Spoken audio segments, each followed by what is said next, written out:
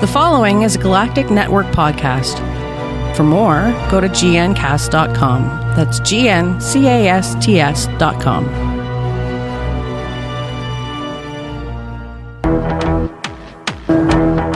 Hello and welcome to another episode of Who Knew and Review, a podcast from the Galactic Network.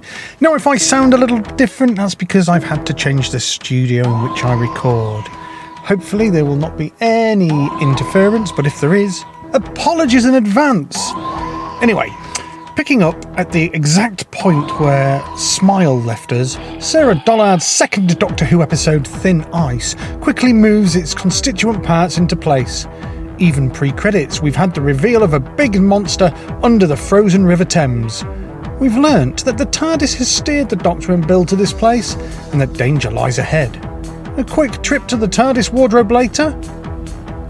Apparently the TARDIS has dresses, who knew? And the Doctor and Bill are off in a London with a distinct Dickensian twinge to it. But what's this I see? Strange lights under the ice? Dollard's script soon begins to escalate the mystery here, with Thin Ice going about its business a little quicker than the episodes previous. We get children luring people to the lights, which then pull people down into the Thames. And more pertinently, the teeth of the massive creature we saw at the start. The internal logic of the story that plays out is that, well, Lord Sutcliffe is overseeing a plan that involves sacrificing people. But the episode entire works because the quiet moments really hit home too. The sequence where, firstly, the Doctor questions why Bill doesn't count the people who perished in Smile, and she gets all upset over someone dying in Thin Ice. It's swiftly countered, for then she interrogates the Doctor on how many people he's seen die. Acting-wise, it is a terrific exchange. Also proves to be a peak Capaldi and Pearl Mackie. I've never had time for the luxury of outrage. Well, thank you very much, Time Lord. I think that's the one thing you have got is time. Although, did you see that scene? His eyes doing all the acting work for him. And it's nice to see the range of Pearl Mackie is given a workout too. Not least in her character's realisation that progress from the past to the present day hasn't been as dramatic as she'd like.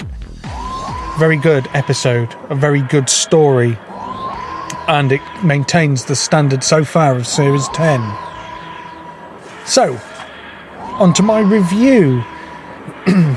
As with all my reviews, I will begin with the synopsis, the good bits, the bad bits, the most universal bit, and any rambling thoughts that I can think of. So the synopsis. In Regency England, beneath the frozen Thames, something is stirring. The Doctor and Bill arrive at the last of the great frost fairs and find themselves investigating a string of impossible disappearances. People have been vanishing on the ice. Bill is about to discover that the past is more like her world than she expected, and not all monsters come from outer space. The good bits of this episode, well, the show is never one to shy away from controversy, and the way they handled Bill's questioning of race was marvellous. Bit more black than they show in the movies, Bill notes of Regency London. So was Jesus, the Doctor replies. History's a whitewash.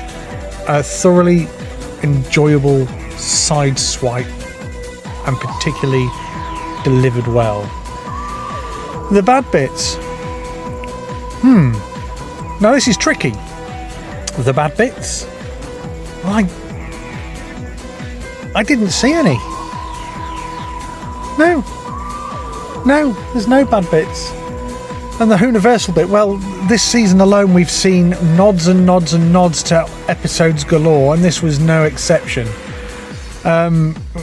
Just Google it, it's easier than me just listing off an odd bunch of names.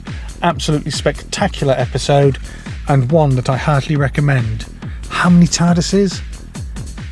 It wasn't perfect, but that's only my personal opinion. Out of 5 TARDISes, this still gets a solid 4 TARDISes, maybe creeping up. to 4.5. Hauntings, sky sounds, parallel universes, monster sightings, the New World Order, ghost ships, urban legends, mysterious radio broadcasts, and secret government facilities are just a few things we've talked about on Weird World Weekly. Listen to find out what's next. Go to gncasts.com/weird to listen, find out more, and subscribe to the podcast that discusses the paranormal, mythological, conspiratorial, unexplained, or anything else we think is a little strange and out of the ordinary. Also, Matt's continuing search for turkey recipes. It's all on Weird World Weekly, part of the Galactic Netcast network of shows, also available wherever you listen to podcasts. Many thanks for downloading this podcast from the Galactic Network. We have so much to offer. Maybe it's horror or adventure gaming. Perhaps you just like to listen to a couple of nerds geeking out. Well, if that's the case, then visit gncasts.com. That's gncasts.com, and have a good poke around. You'll be surprised what you find. Maybe you'd like to chat to the hosts. If so, then why not sign up to our Slack channel? Or simply you want to tell us what a great job we're doing. That's gncasts.com.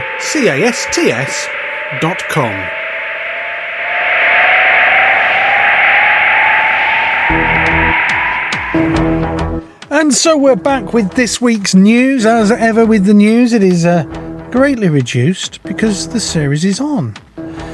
So, let's do the news! Mark Gatiss might have written for Doctor Who, but he was never asked to run the show. He has so far worked on 8 episodes for the show, most recently Series 9's Sleep No More, and the up-and-coming Series 10 episode, The Empress of Mars. But although Stephen Moffat went from writer to showrunner, Gatiss was not considered for the role.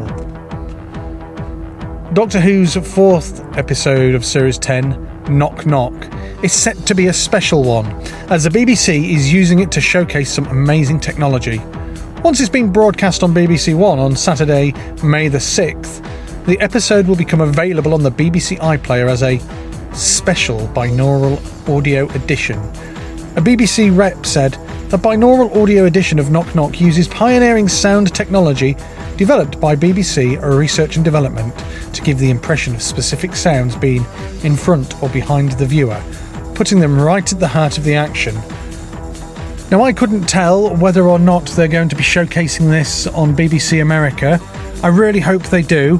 When the BBC R&D department get involved, they really make something special. Be well worth it. If you're in America, and they are, do let me know. If you want links to any of the stories, then I put them all in the show notes. Sometimes I don't publish the show notes because, I'm lazy. And if that happens, again, tweet me. WNAR_podcast. Now, sticking with Knock Knock, David Suchet, who is going to star in this as, I believe, a character called the Landlord. He was so excited to be part of the next Doctor Who episode that he accepted the role without even reading the script. Yeah, I know, right? The Poirot actor will be playing the part of the Landlord in Knock Knock, which airs this weekend. And he spoke about the guest starring on ITV's Lorraine. YouTube clip in the show notes.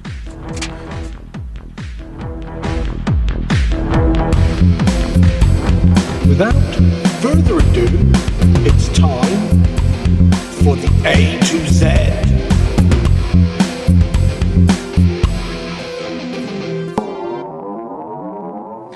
Okay, people, A to Z, and believe me, I didn't realise this, but we're on the last one until I compile a new list of new monsters from New Who. Are you following me? And that means the last one must be the monster, the werewolf, from the episode Tooth and Claw. Now, werewolves are a little bit complicated in Doctor Who, but I'll try my best to cover it all off. Werewolves are creatures that appeared human but transform into beasts in the light of the full moon. The bite of a werewolf would turn the victim into a werewolf. Similar to what happened to Queen Victoria when the 10th Doctor met her. Oh, she was not amused. A result of alien cells infecting a human host, creating a half-man, half-wolf mutation. Transformation into a wolf occurs during a full moon. Sharp claws, teeth, enhanced senses, powerful strength. Well, that's pretty much it for a deadly creature. The 10th Doctor and Rose Tyler encountered a lupine wavelength hemiveriform in 1879. Other types of werewolf are always also present in the Doctor Who universe. The 2nd Doctor encountered a werewolf in 3300 BC Italy. The 5th Doctor and Turlough encountered an Earth-based werewolf in the 21st century Brazil.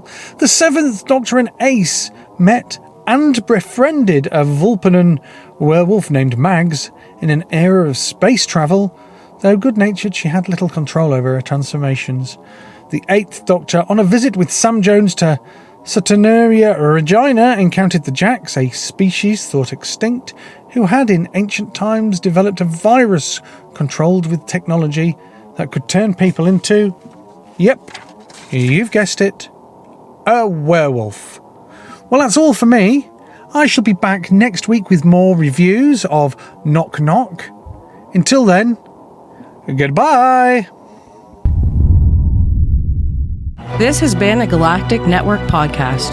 For more, go to gncast.com. That's GNCASTS.com.